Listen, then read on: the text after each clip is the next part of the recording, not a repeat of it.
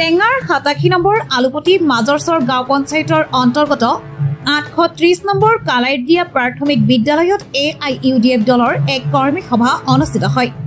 উক্ত সভাখন মূলতঃ দিনৰ 4 বজাত আয়োজন কৰাৰ কথা আছিল যদিও নদীৰ যাতায়াতজনিত অসুবিধাৰ বাবে পলমকৈ ৰাতি 8 বজাত আৰম্ভ হয়। সভাখনত মুখ্য অতিথি হিচাপে উপস্থিত থাকে চেঙাৰ বিধায়ক আশৰাফুল হুছেইন।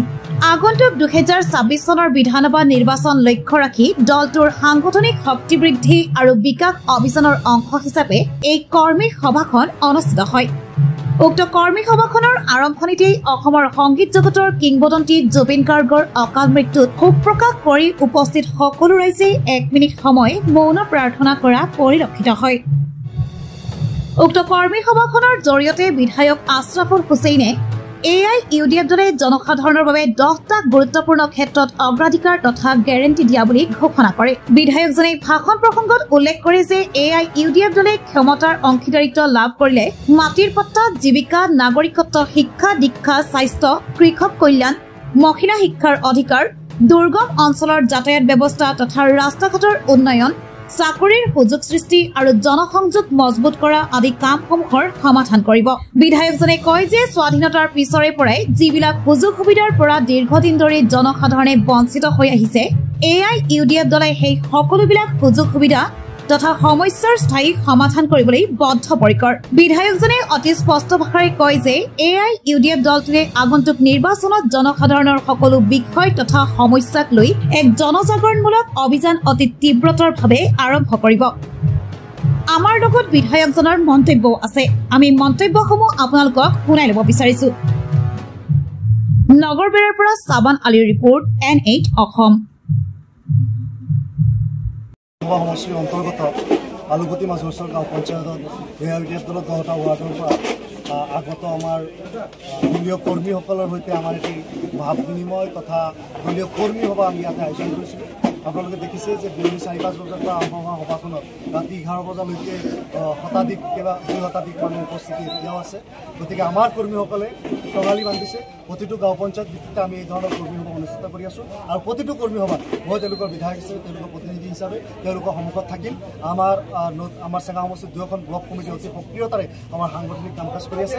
সাংগঠনিক শক্তি বিকাশ অভিযান নামৰ যি অভিযান আমাৰ দলৰ পৰা লঞ্চ কৰা হৈছে 2026 নিৰ্বাচনক কেন্দ্ৰ কৰি আৰু 2026 নিৰ্বাচনত কেন্দ্ৰ কৰি যি প্ৰগ্ৰাম লঞ্চ কৰা হৈছে, প্ৰগ্ৰামৰ কাৰণে আমি সাংগঠনিক কাম কাজখিনি চলাই আছোঁ আৰু AIUDF দল আমি যুঁজি আছোঁ আৰু নিশ্চিতভাৱে আমাৰ জয় কৰিম। AIUDF দলে 10টা গ্যাৰাণ্টি ইতিমধ্যে আমাৰ প্ৰতিষ্ঠা দিৱসত ঘোষণা কৰিছে। তাৰ অন্যতম গ্যাৰাণ্টি হৈছে যে আমি এটি অ-বিজেপি চৰকাৰ গঠন হোৱাৰ পোষকতা কৰোঁ আৰু সেই অ-বিজেপি চৰকাৰ হোৱাৰ পোষকতা মানে AIUDF দলৰ পৰা আমি কেতিয়াও মুখ্যমন্ত্ৰী হ'ব নিবিচাৰোঁ। অন্য কাৰোবাক মুখ্যমন্ত্ৰী বনোৱাৰ স্বাৰ্থত AIUDF দলে ক্ষমতাৰ অংশীদাৰ হ'ব বিচাৰে আৰু ক্ষমতাৰ অংশীদাৰ হৈ আমাৰ যি 10টা গ্যাৰাণ্টি অসমৰ ৰাজ্যলৈ দিয়া হৈছে, এয়া মাটিৰ ক্ষেত্ৰত, নাগৰিকত্বৰ ক্ষেত্ৰত, শিক্ষাৰ ক্ষেত্ৰত, স্বাস্থ্যৰ ক্ষেত্ৰত, যাতায়াতৰ ক্ষেত্ৰত, কৃষকৰ শ্ৰমিকৰ মূল্যৰ ক্ষেত্ৰত আৰু স্বাস্থ্য ক্ষেত্ৰত ইত্যাদি যিবিলাক গ্যাৰাণ্টি আছে সেই গ্যাৰাণ্টিসমূহ ফলৱতী আৰু বাস্তৱায়িত কৰাৰ কাৰণে AIUDF দলে যুঁজ কৰে। স্বাধীনতা 78 বছৰে যিসকল মানুহক বঞ্চিত কৰি ৰখা হৈছে, 52 বছৰতকৈ অধিক কাল যিসকলে চৰকাৰত থাকিছে, তেওঁলোকে যেতিয়া মানুহখিনিৰ উপকাৰ কৰা নাই, হিত কৰা নাই, একচেটিয়াভাৱে পায়, আমি অনাগত সময়ত AIUDF দলে যিটো যুঁজ কৰি আছোঁ সেই যুঁজখন বাস্তৱত ৰূপায়িত কৰাৰ কাৰণে 2026 জুনত আমি অৱতীৰ্ণ হৈছোঁ যে ক্ষমতাৰ অংশীদাৰ আমি হ'ম, ক্ষমতাৰ পাৰ্ট হ'ম আৰু আমাৰ প্ৰাপ্য আমি ভোটে মূলে আদায় কৰি আহিম।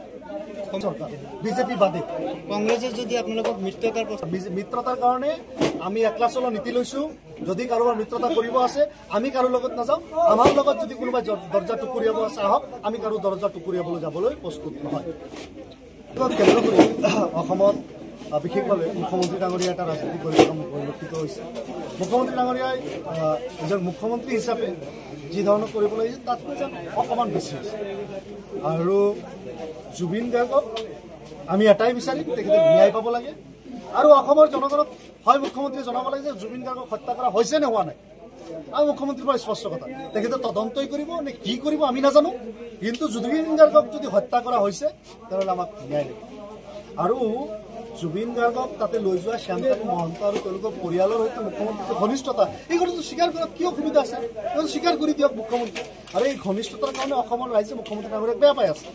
সেইকাৰণে মুখ্যমন্ত্ৰী ডাঙৰীয়া অকণমান চাই চিতি ঘনিষ্ঠতাটো কৰিব লাগে আৰু বিগত সময়ত তেখেতৰ ঘনিষ্ঠতা আছিল এইবিলাক কথা তেখেতে যি কয়ে মানে চালেবেৰে কোবাই আঁতৰাব বিচাৰক শ্যামকানু মহন্তৰ সৈতে যে তেওঁলোকৰ পৰিয়ালৰ সম্পৃক্ততা আত্মীয়তা কুটুম্বতা ভাল পোৱা পইচা দিয়া দি ইত্যাদি যে আছে এই কথাবিলাক সত্য আৰু এটা কথা যে এইটো দুৰ্ভাগ্য জুবিন গাৰ্গ জনতাৰ শিল্পী জুবিন গাৰ্গ অসমৰ ৰাইজৰ শিল্পী জুবিন গাৰ্গ বিশ্বব্যাপী অগণন মানুহৰ শিল্পী আৰু সেই শিল্পী হত্যা যেতিয়া কোনোবাই ধৰ্মীয় মেৰুকৰণৰ ৰাজনীতিৰ জৰিয়তে হিন্দু মুছলমান কৰি হিন্দুৰ শিল্পী সজাব চেষ্টা কৰে আৰু বিশেষভাৱে মুখ্যমন্ত্ৰীয়ে এই চেষ্টা অপচেষ্টাক আমি ধিক্কাৰ জনাইছোঁ আৰু মুখ্যমন্ত্ৰী জুবিন গাৰ্গক এবাৰ হত্যা হোৱাৰ পিছত জুবিন গাৰ্গক পুনশ্চ এই ধৰণৰ কথা বতৰাটো একো হত্যা নকৰিবলৈ আমি ভক্তি আছোঁ আচলতে